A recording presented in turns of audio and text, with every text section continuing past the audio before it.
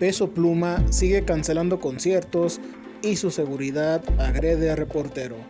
Luego de cancelar su presentación programada para el 14 de octubre en Tijuana, debido a las mantas colocadas con amenazas a Peso Pluma, el cantante de los corridos tumbados no solo dio a conocer esta fecha, sino que además se suman Culiacán, León, Querétaro, Puebla y Acapulco, siendo un total de 6 fechas canceladas.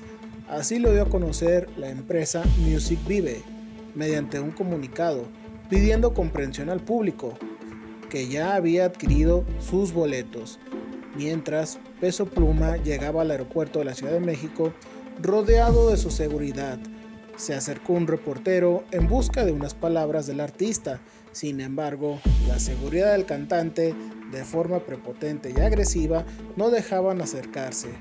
E inclusive uno de ellos le puso el pie, hasta que el artista se marchó sin decir ninguna palabra.